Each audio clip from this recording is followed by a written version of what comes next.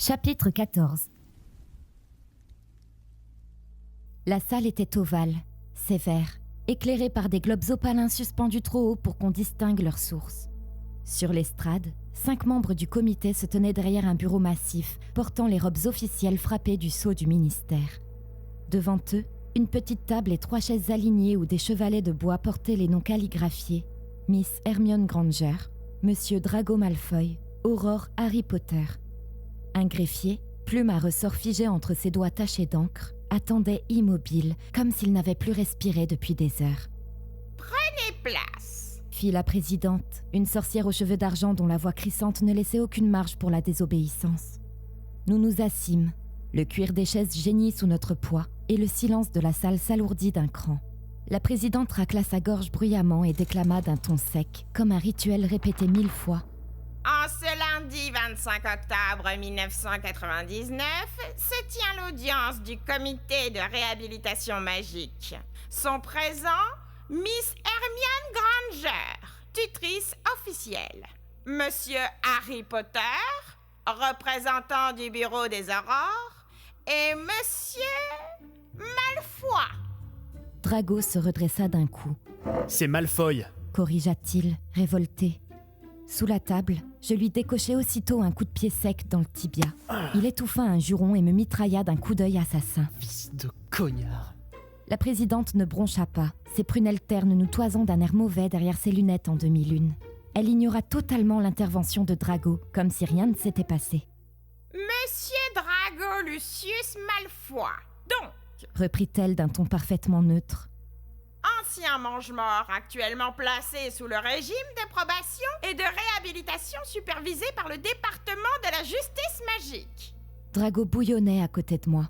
La présidente écorchait son nom sans le moindre effort, comme si la correction n'avait jamais existé. Malgré ce qui semblait être un manque de respect non dissimulé, il se mura dans un silence digne. Comme vous le savez, le comité a été saisi d'un rapport circonstancié. Selon ce document, vous n'avez pas été aperçu à Poudlard ni dans l'enceinte du ministère entre le 12 et le 22 octobre. Plusieurs témoins ont confirmé votre absence inexpliquée. La plume du greffier se mit aussitôt en marche, traçant à toute allure les paroles de la présidente sur le parchemin. Le grattement nerveux emplissait la salle, rendant chaque seconde plus écrasante. Ce manquement constitue une irrégularité grave dans le cadre du programme de réhabilitation, continua la sorcière d'une voix coupante. Le comité est en droit d'obtenir des explications. Monsieur Malfoy, avez-vous conscience des conséquences de votre disparition prolongée? Je vous rappelle que la clémence du ministère à votre égard repose sur une condition essentielle: votre assiduité et votre transparence. Or, de transparence, nous n'en avons point constaté. Un murmure approuvé parcourut les rangs des 4 autres membres du comité. Je sentis leur jugement peser, lourd et froid. C'est pourquoi nous attendons aujourd'hui de Miss Granger, en tant que tutrice officielle, un éclaircissement complet, conclut-elle.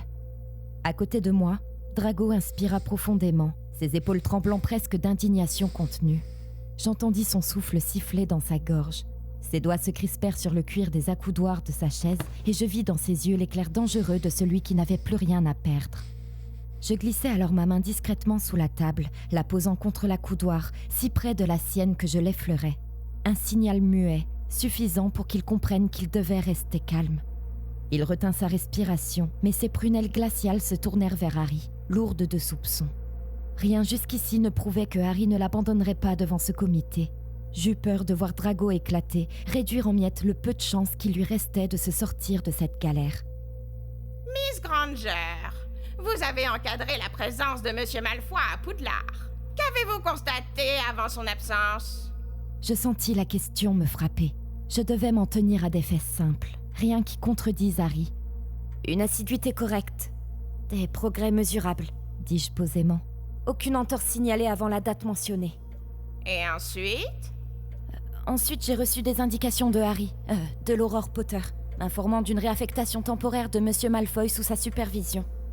La présidente marqua une pause, m'évaluant d'un air suspicieux. Derrière elle, l'horloge murale égrenait des secondes trop sonores. Nous n'avons reçu aucune information à ce sujet. Avez-vous apporté les documents que nous vous avions demandés? Bien sûr, dis-je, anxieuse.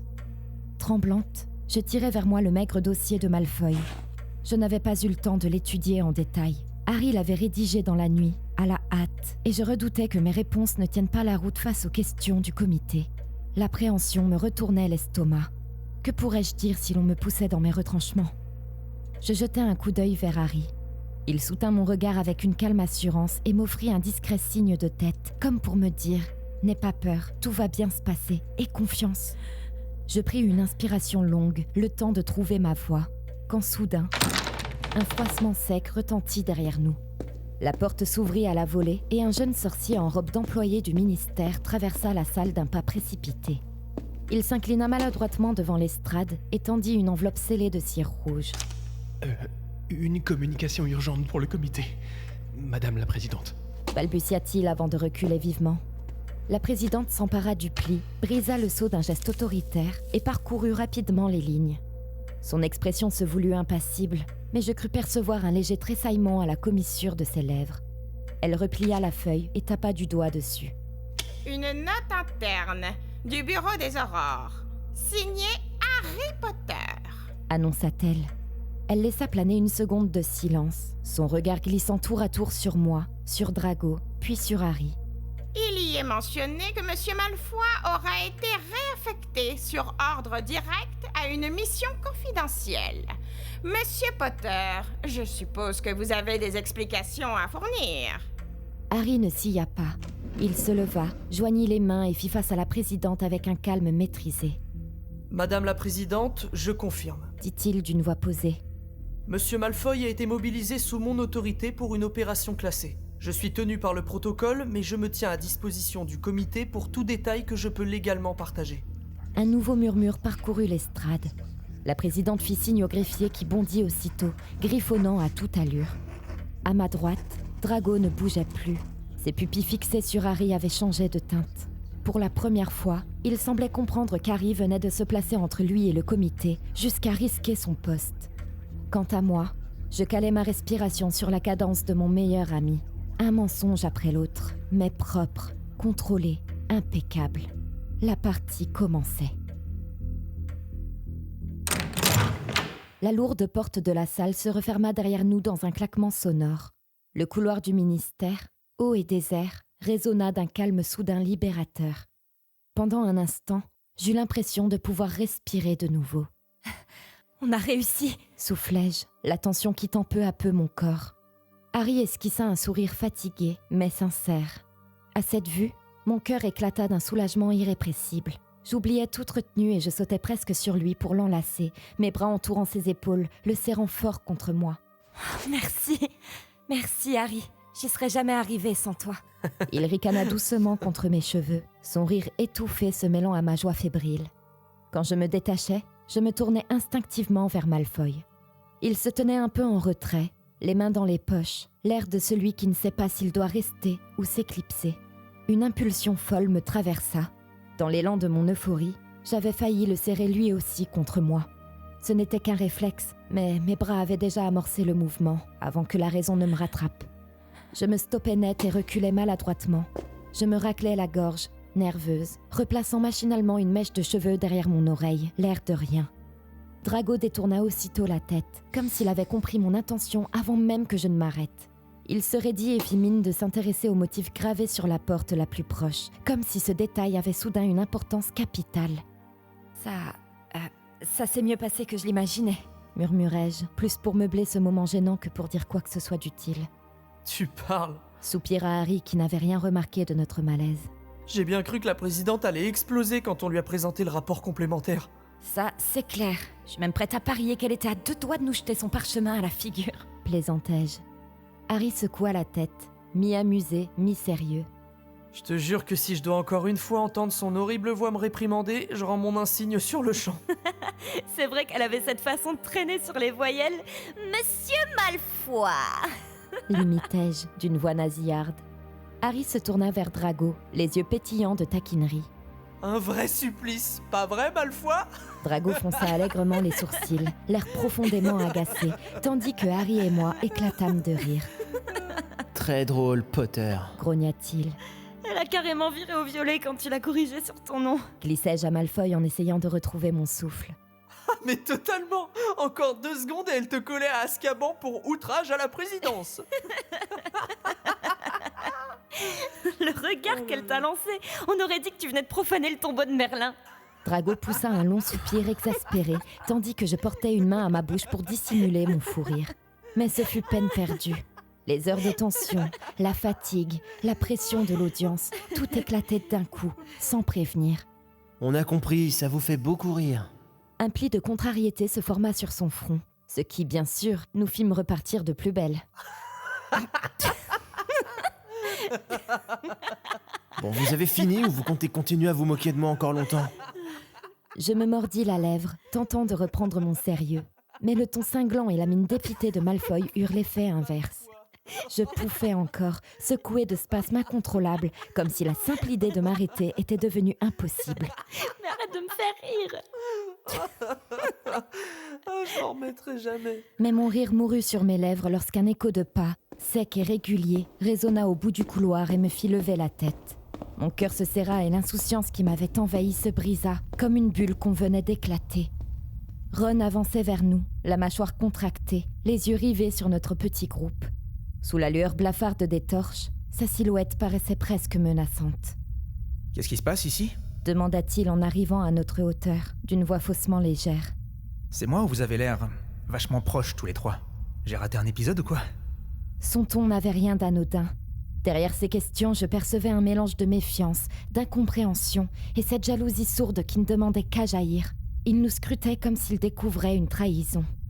Harry tenta de reprendre la main, conscient du malentendu qui s'installait. « On sort d'un rendez-vous officiel avec le comité pour la réhabilitation de Malfoy. » expliqua-t-il posément. Ron plissa les paupières. « Un rendez-vous officiel? Alors qu'est-ce que tu fous là ?» demanda-t-il à Harry. « Tu participes même pas au programme ?» Je sentis ma gorge se serrer. Je voulais désamorcer, dire quelque chose de simple, de rationnel. Oui, enfin, c'était une simple audience concernant les absences de Malfoy, mais tout est réglé, Harry a... Je me mordis l'intérieur de la joue, réalisant aussitôt mon erreur. Mais mes mots m'avaient déjà trahi. Une honte amère me submergea, me donnant envie de disparaître. Quelle idiote! Les absences de Malfoy? Répéta-t-il lentement. Alors c'était vrai, tout ce qu'on racontait au ministère. Aucun de nous ne trouva quoi répondre. Seul le silence pesant sembla parler pour nous. Et toi? Tu savais qu'il avait séché le programme? Et tu m'as rien dit. Réalisa-t-il en me dévisageant. Tu comptais m'en parler quand exactement? Harry leva les mains en signe d'apaisement. C'était pas contre toi, Ron. C'était une audience confidentielle. On ne pouvait rien dire, tu le sais. Confidentiel, bien sûr. Comme tout le reste, c'est pas vrai? Je compris aussitôt le sens caché derrière ces mots. Il ne parlait pas seulement de cette audience, ni du ministère. Il parlait de moi, de tout ce que je ne lui disais plus, de tout ce qu'il n'osait plus me demander. « Ron, c'est pas... » Pas quoi? me coupa-t-il sèchement. Je sursautai malgré moi. Son intonation, dure et tranchante, me cloua sur place et me fit perdre tous mes moyens. Juste, Malfoy avait...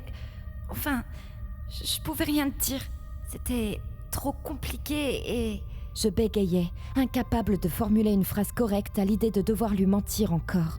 Ça me rendait malade. C'est ça. C'est toujours compliqué avec toi. Tu trouves toujours des excuses pour tout. T'es sans arrêt en train de m'éviter, de prétendre que tout va bien. Et le pire, c'est que chaque fois que tu me balances une explication à moitié claire, je t'écoute. Je t'écoute et je te crois. Parce que j'ai confiance en toi. Parce que je me dis toujours que t'as une bonne raison. Et maintenant, j'apprends que tu me caches encore des choses. Par rapport à Malfoy en plus. Quand je pense que tu m'as fait croire que tu passais ton temps à bosser alors qu'en réalité, tu me mentais. Et moi, j'y ai cru comme un con.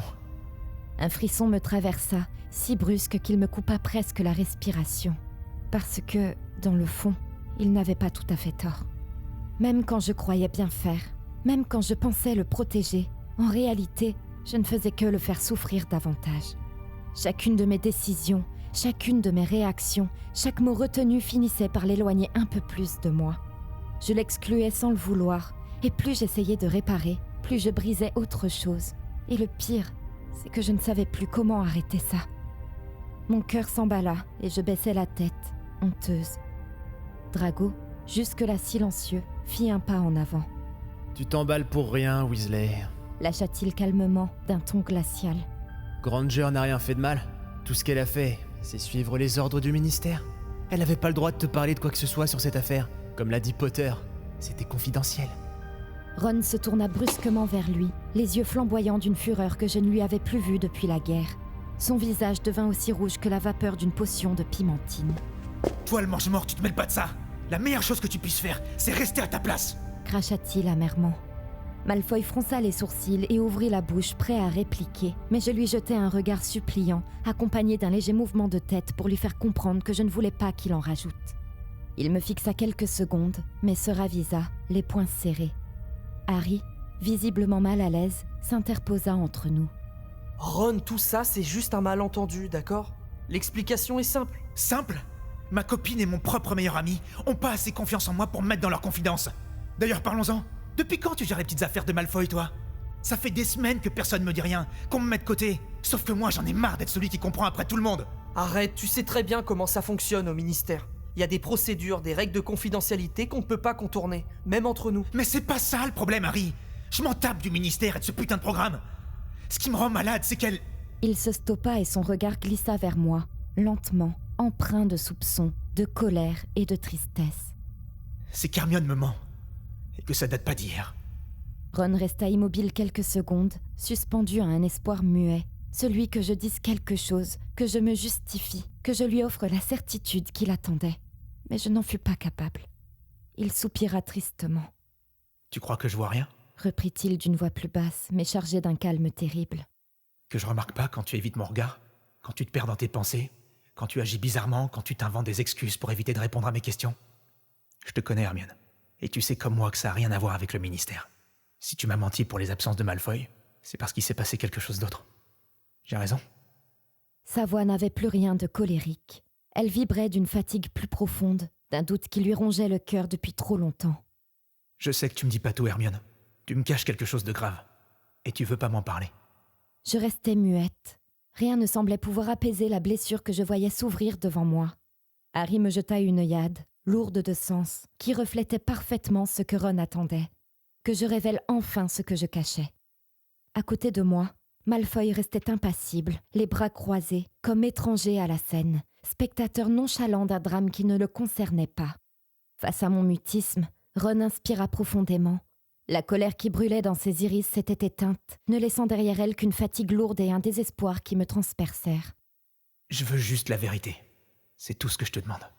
Encore une fois, il mettait sa fierté de côté, prêt à m'écouter, prêt à entendre une vérité qui pourrait tout changer. Même après tout ça, il tenait encore à chercher une explication, une faille, n'importe quoi à quoi se raccrocher. Je compris à cet instant que c'était ma dernière chance, la dernière qu'il m'offrait avant que tout ne s'effondre entre nous. Mais je ne pouvais rien dire. J'étais prisonnière d'une peur que je ne contrôlais pas. L'œil de Concordia. Sa présence étouffante pesait sur moi comme une menace silencieuse. C'était comme une lame invisible posée contre ma gorge, prête à s'enfoncer au moindre mot de trop. Chaque battement de mon cœur semblait résonner dans ses chaînes, m'enfermant un peu plus dans son emprise. J'avais beau vouloir parler, expliquer, me justifier, je n'étais plus maîtresse ni de mes gestes, ni de mes secrets.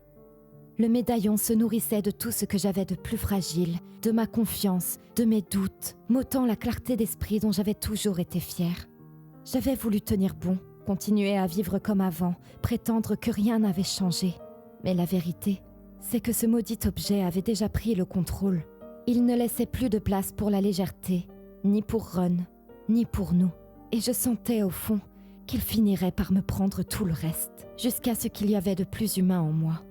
L'amour, l'espoir, la lumière. Il demeurait encore trop mystérieux pour que je me permette de le sous-estimer. Je ne savais pas tout de lui, ni de son origine exacte, ni jusqu'où s'étendait son pouvoir, mais j'en avais vu assez pour comprendre qu'il était d'une puissance effrayante. Il avait failli nous tuer, Malfoy et moi, alors même qu'il nous avait choisis. Il n'avait aucune morale, aucune pitié. Il cherchait seulement à accomplir sa propre volonté, quel qu'en soit le prix. Et s'il décidait que Ron représentait un obstacle à ce qu'il attendait de Drago et moi, je n'avais aucun doute sur ce qu'il ferait. Il s'en prendrait à lui sans la moindre hésitation. Si Ron venait à connaître la vérité, la prophétie, ce que le médaillon représentait réellement, et qu'il choisissait de s'en mêler par amour ou par entêtement, je savais pertinemment qu'il risquerait d'y laisser sa vie. C'est pour cela que je gardais le secret. Je n'avais pas encore toutes les réponses, mais j'avais suffisamment de preuves pour craindre le pire. Je voulais protéger Ron plus que tout, et s'il fallait pour cela qu'il me haïsse, qu'il cesse de m'aimer, j'étais prête à l'accepter. Je préférais 100 fois le perdre par amour plutôt que de le perdre à tout jamais. Sauver sa vie était tout ce qui importait, tout ce sur quoi j'avais encore le pouvoir d'agir. Je suis désolée. Soufflai-je, meurtrie. Je peux rien te dire. Pas pour le moment. Ron recula d'un pas, comme si ma réponse l'avait giflé. Mon cœur se contracta douloureusement et mes mains se mirent à trembler de plus en plus. Et quand, Hermione? Quand tu décideras enfin que je mérite ta confiance? Il serait peut-être temps après toutes ces années. J'ai confiance en toi, Ronald. Ça n'a rien à voir et tu le sais. Alors pourquoi tu me parles pas? Si t'as tellement confiance en moi, qu'est-ce qui t'empêche de le faire? Si je te dis rien, c'est pour te protéger. Articulai-je difficilement, à 2 doigts d'éclater en sanglots. Me protéger? Mais de quoi, juste? De toi? De Malfoy? Ou des mensonges que tu me balances depuis des semaines? Je voulus répondre, mais comment lui expliquer que c'était précisément parce que je l'aimais que j'agissais ainsi?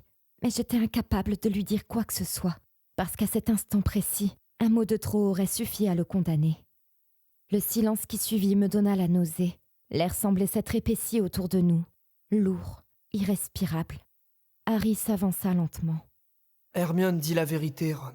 Si elle ne te dit rien, c'est qu'elle essaie de te protéger, pas de te blesser. Ron eut un rire sans joie, sec, incrédule. Tu dis ça comme si tu savais quelque chose. Dis-moi la vérité, Harry. T'es au courant, hein? Ce qu'elle me cache. À toi, elle t'en a parlé, c'est ça? Harry secoua la tête, ses yeux brillants de sincérité. Non, je te le jure, elle m'a rien dit non plus. Ron le fixa un moment, comme pour y déceler un mensonge. Mais il comprit que Harry disait vrai. Alors, lentement, il s'avança vers moi, m'enfermant dans un face-à-face qui ne me laissait plus aucune chance d'échapper à sa prochaine question. Sa voix se fit plus basse, presque éteinte. Et lui? Je relevai brusquement la tête, tétanisée. « Quoi ?» octai-je, le souffle court. « Malfoy », précisa-t-il, la voix tranchante. Lui, il sait, pas vrai? Je restais figée. Mon silence s'étira, devenant suffocant. À côté de moi, Drago ne broncha pas. Il fixait Ron du coin de l'œil, droit, impassible, comme s'il assumait à lui seul le poids de mon silence. Il ne démentit pas. Il était le seul à savoir. Et Ron comprit, sans qu'aucun mot ne soit échangé. Une ombre passa sur son visage et un rictus douloureux naquit au coin de ses lèvres. « C'est bien ce que je pensais. » murmura-t-il, écœuré. Il fit un pas en arrière, nous dévisageant tour à tour avec cette expression de dégoût mêlée de blessure. Ce fut comme si nous étions devenus de parfaits étrangers à ses yeux. Vous faites un joli trio tous les trois. Ron, arrête! Intervint Harry, tendu. Tu sais très bien que c'est la colère qui parle. J'avançai une main maladroite vers lui, le cœur battant, dans une ultime tentative de le retenir, mais il s'écarta brusquement, refusant de me laisser le toucher. Ron, je t'en prie! Laisse tomber, je me casse. Il se faufila entre Malfoy et moi, nous bousculant violemment en passant. Ron! L'appelai-je, la voix brisée. Ron, attends! Mais il s'éloignait déjà, d'un pas décidé, sans un retour en arrière. Un silence oppressant tomba. Mes jambes tremblaient et mon souffle se hachait.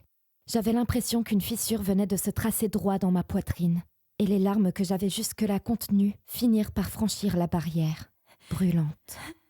À côté de moi, Malfoy s'était légèrement détourné, ses traits fermés, comme s'il refusait d'avoir assisté à cette scène trop intime. Harry, lui, s'approcha de moi doucement et essuya ma joue humide du revers de sa manche. Ne t'inquiète pas, je vais aller lui parler. Toi, rentre. Dès que tu te sentiras prête, parle à Malfoy.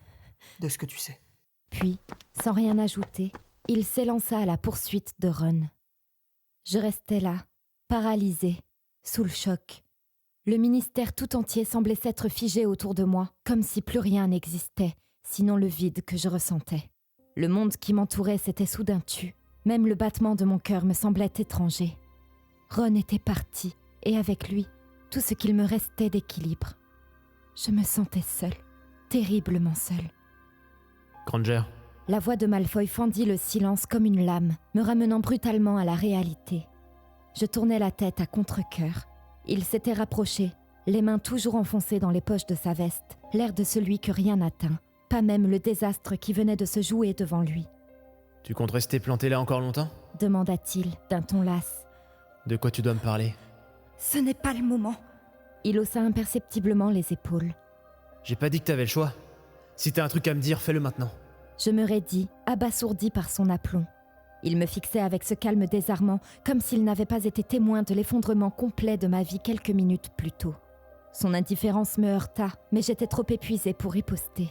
« Tu crois que ta petite scène avec Weasley change quoi que ce soit ?» poursuivit-il. « Le médaillon est toujours là, à ce que je sache. Alors peu importe que ton petit copain ait décidé de t'effacer de sa vie. Ça règle rien à notre problème. » Ces mots me giflèrent. « Ferme-la, Malfoy. » Non, pas cette fois. Il s'approcha d'un pas et je reculai instinctivement. « Tu crois pas qu'on a déjà assez perdu de temps comme ça ?» lança-t-il d'un ton sec. « Toi et moi, on a des choses à se dire. » Je secouai la tête, incapable de rassembler mes pensées. « Pas ici. » murmurai-je. Il inclina légèrement la tête, comme s'il s'attendait à cette réponse. « Très bien. Alors allons chez moi. » Je clignai des yeux, d'un air désabusé. « Quoi ?» Moi aussi j'ai des choses à te dire. Mais tu préfères peut-être qu'on en discute ici, avec tout le ministère pour public ? Ironisa-t-il. Je le fixais, interdite. Des choses à me dire ? Je craignais le pire.